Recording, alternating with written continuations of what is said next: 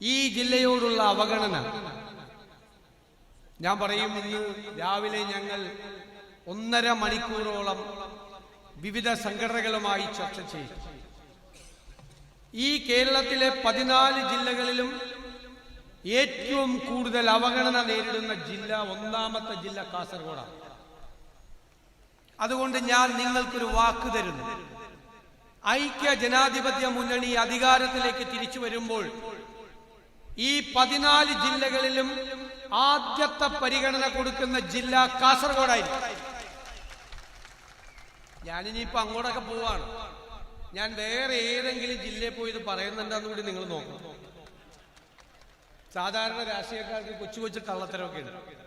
ഇത് അതിപ്പെട്ടതല്ല. ഇത് ഈ ജില്ലയോടുള്ള അവഗണന മനസ്സിലാക്കിയ ഒരു ജനപ്രതിനിധി എന്നുള്ള നിലയിൽ നിങ്ങളോടുള്ള വാക്കാണ്.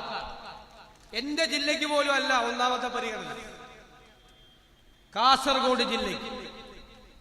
ഇവിടുത്തെ എൻഡോസൾഫാൻ ദുരിതബാധിതരെ എത്ര ക്രൂരമായിട്ടാണ് അവരോട് ഈ സർക്കാർ പെരുമാറിയത്. 2017 സർക്കാർ തന്നെ കണ്ടെത്തിയ ആളുകളിൽ ഇനിയും 1031 പേർക്ക് ഒരു ആനുകൂല്യം കൊടുത്തിട്ടില്ല, അവർ ലിസ്റ്റിൽ പെടുത്തിയിട്ടില്ല. ആ കുടുംബങ്ങൾ അനുഭവിക്കുന്ന വേദനയും യാതനയും എന്താണ്? 2017 ശേഷം രോഗികളായവരുടെ നിര 22,000-ഓളം അപേക്ഷകൾ കെട്ടിക്കിടക്കുകയാണ്. ആ യോഗം പോലും ചേരുന്നില്ല. എല്ലാ 2 മാസവും യോഗം ചേരണമെന്നുണ്ട്. ആ യോഗം പോലും വർഷങ്ങളായി ചേരുന്നില്ല. ആ അവഗണനയ്ക്ക് പരിഹാരമുണ്ടാക്കും. ഇവിടെ ഒരു മെഡിക്കൽ കോളേജ് ഉമ്മൻചാണ്ടി സർക്കാരിന്റെ കാലത്താണ് എല്ലാ ജില്ലകളിലും മെഡിക്കൽ കോളേജ് തുടങ്ങാൻ തീരുമാനിച്ചത്. 10 വർഷമായി ഈ മെഡിക്കൽ കോളേജിന്റെ സ്ഥിതി എന്താ? സാധാരണ താലൂക്ക് ആശുപത്രിയിൽ നിന്നും ജില്ലാ ആശുപത്രിയിൽ നിന്നുമാണ് രോഗികളെ മെഡിക്കൽ കോളേജിലേക്ക് റെഫർ ചെയ്യുന്നത്, അല്ലേ? കൂടുതൽ വിദഗ്ധമായ ചികിത്സയ്ക്ക്. പക്ഷെ കാസർഗോഡ് മെഡിക്കൽ കോളേജിൽ നിന്ന് രോഗികളെ റെഫർ ചെയ്യുന്നത് താലൂക്ക് ആശുപത്രിയിലേക്ക്, ജില്ലാ ആശുപത്രിയിലേക്ക്. റിവേഴ്സാണ് റെഫറൻസ്. എവിടെയെങ്കിലും കേട്ടിട്ടുണ്ടോ? കാരണം അവിടെ OP മാത്രമേ ഉള്ളൂ. കാസർഗോഡ് മെഡിക്കൽ കോളേജിലെ കുട്ടികൾ മെഡിക്കൽ പഠനം നടത്തുന്നത് താലൂക്ക് ആശുപത്രിയിലാണ്. ഈ ജില്ലയിലെ പാവങ്ങളുടെ സ്ഥിതി എന്താ? സാധാരണക്കാരായ മനുഷ്യരുടെ എത്ര പേരാണ് ഈ നമ്മുടെ മഹാമാരിയുടെ കാലത്ത് മരണമടഞ്ഞത്? കൃത്യമായ ചികിത്സ കിട്ടാത്തത് കൊണ്ട്. ആ ആരോഗ്യ പ്രശ്നങ്ങൾക്ക് ശാശ്വതമായ പരിഹാരം ഉണ്ടാകും, ഒരു സംശയവും വേണ്ട. വിവിധ ഡിപ്പാർട്ട്മെന്റുകളുള്ള, എല്ലാ ഡിപ്പാർട്ട്മെന്റുകളുമുള്ള ഏറ്റവും മികച്ച മെഡിക്കൽ കോളേജ്, അതിനനുബന്ധമായ ആരോഗ്യ സൗകര്യങ്ങളും, ഒരാൾക്ക് പോലും മംഗലാപുരത്ത് പോയി ചികിത്സ നേടേണ്ടാത്ത കാസർഗോഡ് തന്നെ ചികിത്സ ലഭ്യമാക്കും. പ്രഭാകരൻ കമ്മീഷൻ റിപ്പോർട്ടുണ്ട്. ആ റിപ്പോർട്ട് നമ്മുടെ കാലത്ത് വന്നതാണ്. അതിൽ പറയുന്ന ശുപാർശകൾ കാലാനുസൃതമായി നടപ്പാക്കാൻ UDF മുൻപന്തിയിൽ ഉണ്ടാകും. സമയബന്ധിതമായി ഓരോ പദ്ധതിയും സമയം പ്രഖ്യാപിച്ച് നമ്മളിവിടെ പൂർത്തിയാക്കും. ഈ ജില്ലയിൽ അടയ്ക്ക കൃഷിക്കാർ കഷ്ടത്തിലാണ്. എത്ര പേരുടെ ജീവിതമാർഗം ഇല്ലാതായി. മഞ്ഞളിപ്പ് രോഗം ഉൾപ്പെടെയുള്ള രോഗങ്ങളാണ്. പരിഹാരമില്ല, തിരിഞ്ഞു നോക്കാൻ ആളില്ല. കാർഷിക മേഖലയിൽ വന്യജീവി ആക്രമണമാണ്. ചെറുവിരൽ അടക്കുന്നില്ല സർക്കാർ. UDF സർക്കാർ വരുമ്പോൾ പരമ്പരാഗതമായ രീതികളും ആധുനികമായ സങ്കേതങ്ങളും ഉപയോഗിച്ച് വന്യജീവി ആക്രമണത്തിൽ നിന്ന് പാവപ്പെട്ട കർഷകരെയും ജനങ്ങളെയും രക്ഷപ്പെടുത്തും. കാർഷിക മേഖലയിൽ അതിശക്തമായ ഇടപെടൽ നടത്തും. തളർന്നുപോയ കാർഷിക മേഖലയെ പുനരുജ്ജീവിപ്പിക്കും. കേരളം മുഴുവൻ. ഞാൻ പറഞ്ഞല്ലോ, ഞങ്ങൾക്ക് വ്യക്തമായ പരിപാടികളുണ്ട്. ആരോഗ്യ കേരളം വെന്റിലേറ്ററിലാണ് എന്ന് UDF പറഞ്ഞെങ്കിൽ ആ വെന്റിലേറ്ററിൽ നിന്ന് ആരോഗ്യ കേരളത്തെ ആരോഗ്യവതിയായി ഉയർത്തെഴുന്നേൽപ്പിച്ച് നടത്തും നമ്മൾ കേരളത്തിൽ. ആരോഗ്യ രംഗത്ത് ലോകരാജ്യങ്ങളിൽ നിന്ന് ആളുകൾ ചികിത്സയ്ക്ക് വരുന്ന ഡെസ്റ്റിനേഷൻ പോയിന്റ് ആക്കി കേരളത്തെ മാറ്റും. ഇവിടെ ചെറുപ്പക്കാരിരിക്കുന്നുണ്ട്, അവര് പുറത്തേക്ക് പോവുകയാണ്. അവര് പുറത്തേക്ക് പോകാതെ അവര് പുറത്തുപോയി പഠിക്കുന്ന കാനഡയിലും ജർമ്മനിയിലും ബ്രിട്ടനിലും അവര് പഠിക്കുന്ന പ്രോഗ്രാമുകൾ കേരളത്തിലുണ്ടാവും. വാക്കാണ്. അവർക്ക് പുറത്തിറങ്ങുമ്പോൾ തൊഴിലവസരങ്ങൾ ഉണ്ടാകും. അതിനു വേണ്ടിയിട്ടുള്ള സമഗ്രമായ ഒരു പദ്ധതി, കേരളം ഇന്ന് വരെ അവതരിപ്പിക്കാത്ത സമഗ്രമായ ഒരു പദ്ധതി ഈ യാത്രയുടെ ഇടയിൽ സസ്പെൻസ് കിടക്കട്ടെ, കുറച്ച് സസ്പെൻസ് കിടക്കട്ടെ, ഈ യാത്രയുടെ ഇടയിൽ പ്രഖ്യാപിക്കാൻ പോവുക. കഴിഞ്ഞ 1.5 വർഷക്കാലമായി വിദഗ്ധരായ ആളുകളാണ് അത് തയ്യാറാക്കുന്നത്. ആരോഗ്യ മേഖലയിലും വിദ്യാഭ്യാസ മേഖലയിലും തൊഴിൽ മേഖലകളിലുമെല്ലാം. നമുക്കറിയാം, കഴിഞ്ഞ 10 വർഷമായി ഒരു ഗവൺമെന്റ് ഇവിടെ ഇരിക്കുന്നു. ഇന്നലെ ഞാനൊരു വാർത്ത കണ്ട് ഒരു മലയാളി എന്നുള്ള നിലയിൽ എന്റെ ചങ്ക് തകർന്നുപോയി. ഗുണ്ടാ പിരിവ് കൊടുക്കാത്തതിന് ഒരു സ്പായിൽ കയറി ഒരു കാപ്പ കേസിലെ പ്രതിയും 6 പേരും അവിടുത്തെ ഒരു ജീവനക്കാരിയെ കൂട്ടബലാത്സംഗം ചെയ്തു. ഞാൻ ചോദിക്കുന്നു, മിസ്റ്റർ പിണറായി വിജയൻ, നിങ്ങൾ ആഭ്യന്തര വകുപ്പിന്റെ ചുമതല വഹിക്കുമ്പോൾ ഇത് കേരളമാണോ ബീഹാറാണോ അല്ലോ ഏതെങ്കിലും ആഫ്രിക്കൻ രാജ്യമാണോ?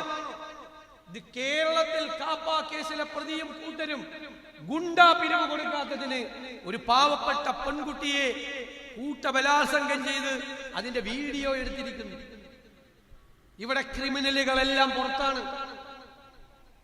51 വെട്ടുവെട്ടി ക്രൂരമായി കൊന്ന ചന്ദ്രശേഖരൻ കേസിലെ പ്രതികൾ ചിലർക്ക് 1000-ത്തിലധികം ദിവസമാണ് പരോള് കൊടുത്തത്. എന്ന് വെച്ചാൽ 3 കൊല്ലം പുറത്താണ്. പരോള് കൊടുക്കണമെങ്കിൽ വീട്ടിൽ ആരെങ്കിലും അടുത്ത ബന്ധുക്കൾ മരിക്കണം, ഏറ്റവും അടുത്ത ബന്ധുക്കൾ സീരിയസ് ആവണം. 1000 ദിവസം മരിക്കാനെന്നുള്ള ബന്ധുക്കൾ ഇവർക്ക് ആർക്കില്ലാതെ കൊടുത്തിരിക്കുകയാണ്. ഇപ്പോ പെരിയ കൊലക്കേസിലെ പ്രതികൾക്ക് കൊടുക്കുകയാണ്, പരോള് കൊടുക്കുകയാണ്. പയ്യന്നൂരിൽ പോലീസിനെ, ഇദ്ദേഹം ആഭ്യന്തരമന്ത്രിയല്ലേ, ഈ മുഖ്യമന്ത്രി പോലീസിനെ സംരക്ഷിക്കേണ്ട ആളല്ലേ, പോലീസിനെ കൊല്ലാൻ സ്റ്റീൽ ബോംബ് എറിഞ്ഞതിന് 20 വർഷം കോടതി ശിക്ഷിച്ചവന് ജയിലിൽ പോയി ആദ്യത്തെ മാസം പരോൾ. പരോളിന് കണ്ടീഷൻ ഉണ്ട്. പക്ഷെ അവൻ വിവരങ്ങൾ പുറത്തുവിട്ട രക്തസാക്ഷി ഫണ്ട് CPM തട്ടിപ്പ് നടത്തി എന്ന് പറഞ്ഞ കുഞ്ഞികൃഷ്ണനെ കൊല്ലും എന്ന് പറഞ്ഞ് പ്രകടനം നടത്തിയവരുടെ കൂട്ടത്തിൽ പരോളിൽ ഇറങ്ങിയ ക്രിമിനൽ. ആലോചിച്ച് നോക്കിയേ, രക്തസാക്ഷി ഫണ്ട് തട്ടിപ്പാണ് CPM. ധനരാജിന്റെ രക്തസാക്ഷി ഫണ്ട് തട്ടിപ്പ് നടത്തി, അഭിമന്യുവിന്റെ രക്തസാക്ഷി ഫണ്ട് തട്ടിപ്പ് നടത്തി, തിരുവനന്തപുരത്ത് വിഷ്ണുവിന്റെ രക്തസാക്ഷി ഫണ്ട് തട്ടിപ്പ് നടത്തി. അവസാനം വിഷ്ണുവിന്റെ ബന്ധുക്കളും കുടുംബവും മുഴുവൻ കോൺഗ്രസിൽ ചേർന്നു. കഴിഞ്ഞ ദിവസം CPM-ന്റെ രക്തസാക്ഷിയാണ് വിഷ്ണു, RSS-കാർ കൊല ചെയ്തതാണ്. അവന്റെ പേരിൽ പിരിവ് നടത്തി അത് അടിച്ചു മാറ്റി. ആ കുടുംബം കോൺഗ്രസിൽ ചേർന്നു. ജ്യേഷ്ഠൻ ഉൾപ്പെടെയുള്ള ആളുകൾ കോൺഗ്രസിൽ ചേർന്നു കഴിഞ്ഞ ദിവസം. അതാണ് ഈ പാർട്ടി. അവര് കേരളത്തെ തകർത്തു തരിപ്പണമാക്കി, സമ്പദ് വ്യവസ്ഥ തകർത്തു. ഞാൻ പറഞ്ഞു, ഖജനാവിൽ പൂച്ച പെറ്റിടക്കാന്ന് പറഞ്ഞു. ധനകാര്യമന്ത്രിക്ക് വലിയ വിഷമം കേട്ടപ്പോ. ഞാൻ പറയാൻ കാര്യം എന്താ, ഞാൻ എപ്പോഴും പറയും, പൂച്ച പ്രസവിക്കണം നിങ്ങൾ കണ്ടിട്ടില്ലേ?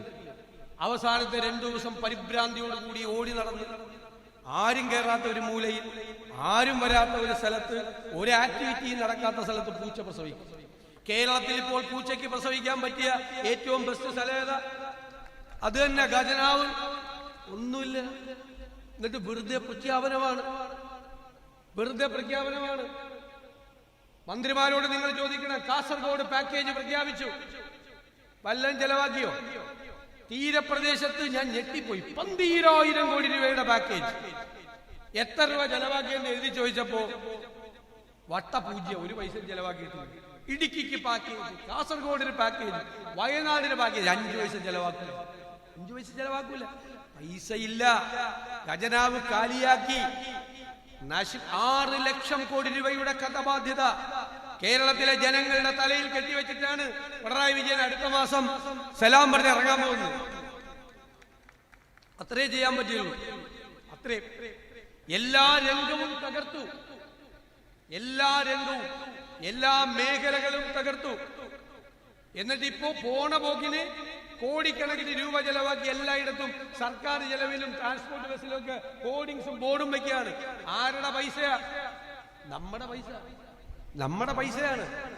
നമ്മൾ നികുതി കൊടുക്കുന്ന പൈസ പോണ പോക്കിന് പരസ്യം കൊടുക്കുക. ഇതാണ് കേരളത്തിൽ നടക്കുന്നത്. ഈ ദുർഭരണം അവസാനിപ്പിക്കണ്ടേ നമുക്ക്? കേരളത്തിലെ ജനങ്ങൾ കാത്തിരിക്കുകയാണ്. ഇന്ന് UDF വെറും UDF അല്ല, ടീം UDF ആണ്. ടീം UDF 2001 പോലെ 1977 പോലെ സുശക്തമായ ടീം UDF. അതുകൊണ്ടാണ് ഞാൻ പറഞ്ഞത് 100-ലധികം സീറ്റുമായി ഐക്യ ജനാധിപത്യ മുന്നണി ഉജ്ജ്വലമായ തിരിച്ചുവരവ് കേരളത്തിൽ നടത്തും. ഒരു സംശയവും വേണ്ട. ഇവരിപ്പോൾ അവസാന കൈ പരീക്ഷിക്കുന്നത് എന്താണ്? വർഗീയതയാണ്. സംഘപരിവാറും BJPയും വർഗീയത പറയുമ്പോൾ നമുക്ക് അത്ഭുതമില്ല. എന്താ കാര്യം? അവരുടെ പണി ഇത് തന്നെ. അവരേത് സംസ്ഥാനത്ത് ചെന്നാലും മതവിഭാഗങ്ങളെ തമ്മിലടിപ്പിക്കും, വിദ്വേഷ പ്രചരണം നടത്തും, എന്നിട്ട് അതിൽ നിന്ന് രാഷ്ട്രീയ മുതലെടുപ്പ് നടത്തി ജയിക്കാൻ നോക്കും. കേരളത്തിലെ CPM അതേ പാതയിലാണ്. കഴിഞ്ഞ പാർലമെന്റ് തെരഞ്ഞെടുപ്പ് വരെ പിണറായി വിജയൻ ന്യൂനപക്ഷത്തെ കുറിച്ച് മാത്രം സംസാരിക്കുള്ളായിരുന്നു, പ്രീണനം. അപ്പൊ അദ്ദേഹം ഗാസയെ കുറിച്ച്, പാലസ്തീനെ കുറിച്ച്, പൗരത്വ രജിസ്റ്ററിനെ കുറിച്ച് ഞാൻ 35 ദിവസം പാർലമെന്റ് തെരഞ്ഞെടുപ്പ് കാലത്ത് അദ്ദേഹത്തിന്റെ പ്രസംഗം എടുത്തു വെച്ചിട്ടുണ്ട്. ഗാസ, പൗരത്വ രജിസ്റ്റർ, ന്യൂനപക്ഷങ്ങൾ, ഇതിനെ കുറിച്ചാണ് പ്രസംഗിക്കുന്നത്. തെരഞ്ഞെടുപ്പ് കഴിഞ്ഞപ്പോൾ ന്യൂനപക്ഷം വോട്ട് ചെയ്തില്ല, ഭൂരിപക്ഷത്തിന്റെ കുറെ വോട്ട് പോയി. അന്ന് മുതൽ മാറി. പിന്നെ ഭൂരിപക്ഷ പ്രീണനമായി. ഡൽഹിയിൽ ചെന്ന് മലപ്പുറം ജില്ലയ്ക്കെതിരായി ഇന്റർവ്യൂ കൊടുത്തു ഹിന്ദുവിൽ. AK ബാലനും സജി ചെറിയാനും ഒക്കെ പുറകെ വന്നു. വേറെ ചില ആളുകളൊക്കെ പുറകിൽ വന്നു. എന്താണ്? വിദ്വേഷം നടത്തുക. വിദ്വേഷം നടത്തുന്നവർക്ക് പ്രോത്സാഹനം നടത്തി കൊടുക്കുക. അപ്പൊ ഞാൻ ചോദിക്കുന്നു, സംഘപരിവാറും CPM-ഉം ഒരേ പാതയിലാണ് സഞ്ചരിക്കുന്നത്. അതാണ് നമ്മൾ അത്ഭുതപ്പെടുത്തുന്നത്. ഇവരെവിടത്തെ കമ്മ്യൂണിസ്റ്റ് പാർട്ടിയാണ്? എവിടത്തെ ഇടതുപക്ഷമാണ്? ഇവരിടതുപക്ഷമല്ല, ഇവർ തീവ്ര വലതുപക്ഷമാണ്. അത് കമ്മ്യൂണിസ്റ്റുകാർ, നല്ല കമ്മ്യൂണിസ്റ്റുകാർ അത് തിരിച്ചറിയുന്നുണ്ട്. നമ്മളാണ് നെഹ്റുവിയൻ ഇടതുപക്ഷം, ജനങ്ങളോടൊപ്പം നിൽക്കുന്ന പക്ഷം. നമ്മുടെ ലക്ഷ്യം സാധാരണക്കാരന്റെ സങ്കടങ്ങൾ മാറ്റി, അവന്റെ കണ്ണീരൊപ്പി, അവന്റെ ജീവിത നിലവാരം ഉയർത്തി നമ്മൾ ഈ സംസ്ഥാനത്ത് അടിസ്ഥാനപരമായ മാറ്റങ്ങൾ ഉണ്ടാക്കും. നമ്മുടെ സംസ്ഥാനത്തെ ഇന്ത്യയിലെ നമ്പർ 1 ആക്കും. ഒരു സംശയവും നിങ്ങൾക്ക് വേണ്ട. അതിനുള്ള ബഹുമുഖ പരിപാടികളുമായിട്ടാണ് നമ്മൾ പോകുന്നത്. വർഗീയത ആര് പറഞ്ഞാലും നമ്മൾ എതിർക്കും. ന്യൂനപക്ഷ വർഗീയത പറഞ്ഞാലും, ഭൂരിപക്ഷ വർഗീയത പറഞ്ഞാലും, മതേതര നിലപാട് ഉയർത്തിപ്പിടിച്ചുകൊണ്ട് അഭിമാനത്തോടുകൂടി UDF നിൽക്കും. തെരഞ്ഞെടുപ്പിൽ ജയിക്കാൻ വേണ്ടി വെള്ളം ചേർക്കില്ല, വിട്ടുവീഴ്ച ചെയ്യില്ല. എന്താ കാര്യം? ഞാൻ കഴിഞ്ഞ ദിവസം പറഞ്ഞു, പിണറായി വിജയനും VD സതീശനും ഒക്കെ കുറച്ചാളുകൂടെ ഉണ്ടാവുള്ളൂ. അത് കഴിഞ്ഞാൽ ഓർമ്മയാകും, അല്ലേ? ചിലപ്പോ ഓർമ്മയെ പോലും ഉണ്ടാവില്ല. പക്ഷെ കേരളം ഉണ്ടാകും. നമ്മുടെ മക്കളും കൊച്ചുമക്കളും ഉണ്ടാകും. അവര് ജീവിക്കുന്ന ഈ കേരളത്തിൽ ജാതിയുടെ പേരിൽ, മതത്തിന്റെ പേരിൽ തമ്മിലടിപ്പിച്ച് അവരുടെ ജീവിതം തകർക്കാൻ UDF സമ്മതിക്കില്ല. അതാണ് കേരള രാഷ്ട്രീയത്തിൽ നമ്മൾ എടുത്തിരിക്കുന്ന ഈ അചഞ്ചലമായ മതേതര നിലപാടാണ് കേരളത്തിന് മാറ്റം കുറിക്കാൻ പോകുന്നത്. രാജ്യത്തിന് മാതൃകയാക്കി നമ്മൾ ഈ കേരളത്തെ മാറ്റും. എല്ലാ രംഗങ്ങളിലും സമഗ്രമായ മാറ്റം വരുത്തും. ഞാൻ പറഞ്ഞില്ലേ, സെക്രട്ടേറിയറ്റ് തുടങ്ങും. ഇന്ത്യയിലെ ഏറ്റവും എഫിഷ്യന്റ് ആയിട്ടുള്ള, ഏറ്റവും ക്രിയാത്മകമായ ഭരണസിരാകേന്ദ്രമാക്കി കേരളത്തിലെ സെക്രട്ടേറിയറ്റിനെ മാറ്റും. അപ്പൊ നിങ്ങൾക്ക് അറിയാലോ, ഒരു പ്രൈവറ്റ് കമ്പനിയിൽ 6 മാസത്തിനകം ഒരു ജോലി പൂർത്തിയാക്കണം എന്നൊരു മാനേജറോട് പറഞ്ഞാൽ 6 മാസത്തിനകം പൂർത്തിയാക്കിയില്ലെങ്കിൽ എന്താ പണി പോകും, ഇല്ലേ? ഗവൺമെന്റിൽ ഒരു തഹസിൽദാരോട് പറയാണ് 6 മാസത്തിനുള്ളിൽ ഒരു 2 ഏക്കർ സ്ഥലം അക്വയർ ചെയ്ത് തരണം, കെട്ടിടം പണിയാനാണ്, ആശുപത്രി പണിയാനാണ്. ഇയാള് ചിലത് ചെയ്യും. ഭൂരിഭാഗം പേരും 6 മാസമല്ല 6 കൊല്ലം കഴിഞ്ഞാലും ചെയ്യില്ല. ചെയ്യോ? വല്ല കുഴപ്പമുണ്ടോ? ഇനി മുതൽ കുഴപ്പമുണ്ടാകും. UDF അധികാരത്തിൽ വരുമ്പോൾ ഉദ്യോഗസ്ഥന്മാരുടെ അക്കൗണ്ടബിലിറ്റി അത് നിയമപരമാക്കും. 180 ദിവസം കൊണ്ട് ചെയ്യേണ്ട ജോലി 181ാമത്തെ ദിവസം രാവിലെ നോക്കുമ്പോൾ ചെയ്തിട്ടില്ലെങ്കിൽ ഉത്തരം പറയേണ്ടി വരും. അതാണ് ഇന്ത്യയിലെ ഒരു സംസ്ഥാനത്തും ചെയ്യാത്ത അക്കൗണ്ടബിലിറ്റി ലീഗലൈസ് ചെയ്യും UDF. അപ്പൊ എന്താ ഗുണം? 6 മാസം കൊണ്ടെടുക്കേണ്ട സ്ഥലം 3 മാസം കൊണ്ടെടുത്തു തരും. പ്രൈവറ്റ് കമ്പനിയിൽ നടക്കാമെങ്കിൽ എന്തുകൊണ്ട് ഗവൺമെന്റ് സെക്ടറിൽ നടക്കാൻ പാടില്ല? ഇപ്പോഴത്തെ സ്ഥിതി എന്താ? ഒരു 100 കോടി രൂപയുടെ പ്രോജക്ട് 3 കൊല്ലം കൊണ്ട് പൂർത്തിയാക്കണം. 10 കൊല്ലം കഴിഞ്ഞാലും പൂർത്തിയാക്കില്ല. 10 കൊല്ലം കഴിയുമ്പോൾ 100 കോടി രൂപയുടെ പ്രോജക്റ്റിന് 500 കോടി കൊടുക്കണം. ആരുടെ പൈസ? നിങ്ങളുടെയും എന്റെയും പൈസ. നമ്മൾ നികുതി പണം കൊടുക്കുന്ന പൈസ. അതിന്റെ ലീക്കേജാണ് ഖജനാവിൽ നിന്ന് നടക്കുന്നത്. 3 കൊല്ലത്തെ പദ്ധതി, 100 കോടി രൂപയുടെ പദ്ധതി 3 കൊല്ലത്തിനകം പൂർത്തിയാക്കിയിരിക്കണം. വല്ല നാച്ചുറൽ കലാമിറ്റിയോ ഡിസാസ്റ്ററോ കൊടുങ്കാറ്റോ ചുഴലിക്കാറ്റോ നമുക്ക് നോക്കാം. അല്ലെങ്കിൽ പണി പൂർത്തിയാക്കണം. അത്തരത്തിൽ പ്രോജക്ട് ഇംപ്ലിമെന്റേഷൻ അടക്കമുള്ള കാര്യങ്ങളിൽ ഏറ്റവും പ്രൊഫഷണലായി ലോകത്തെ ഏറ്റവും പുരോഗമനപരമായ കാര്യങ്ങൾ, പ്രൊഫഷണലായ കാര്യങ്ങൾ ചെയ്തു വേണം. ആ 400 കോടി നമ്മൾ ലാഭമുണ്ടാക്കിയാൽ എത്ര കാര്യങ്ങൾ പാവപ്പെട്ട ആളുകൾക്ക് വേണ്ടി ചെയ്യാം, സാധാരണക്കാർക്ക് വേണ്ടി ചെയ്യാം. എന്തെല്ലാം അഴിമതികളാണ് നടക്കുന്നത്. ഖജനാവിൽ നിന്ന് എന്തുമാത്രം ചോർച്ചയാണ് ഉണ്ടാകുന്നത്. ആ ചോർച്ച തടയണം. UDFന് ലക്ഷ്യബോധമുണ്ട്, കറക്റ്റായിട്ടുള്ള പരിപാടികളുണ്ട്. ഈ ജാഥ പൂർത്തിയാകുമ്പോൾ കേരളത്തിലെ ജനങ്ങൾക്കറിയാൻ പറ്റും എന്താണ് UDF കേരളത്തിൽ വരുത്താൻ ഉദ്ദേശിക്കുന്ന സമഗ്രമായ മാറ്റം. ഞാൻ ദീർഘിപ്പിക്കുന്നില്ല. ഇതൊരു മഹായുദ്ധമാണ്. ഈ ദുർഭരണക്കാരെ അധികാരത്തിന്റെ ദണ്ഡഗോപുരങ്ങളിൽ നിന്ന് താഴെ ഇറക്കി ജനാധിപത്യത്തിന്റെ കൊടിക്കൂറ ഉയർത്താൻ നമ്മൾ നടത്തുന്ന പോരാട്ടം, നമ്മൾ നടത്തുന്ന യുദ്ധം, ആ യുദ്ധത്തിലെ മുന്നണി പോരാളികളായി കേരളത്തിൽ നമ്മൾ ഉജ്ജ്വലമായ വിജയം നേടുമ്പോൾ കാസർഗോഡ് ജില്ലയിലും ആ വിജയം ആവർത്തിക്കണം.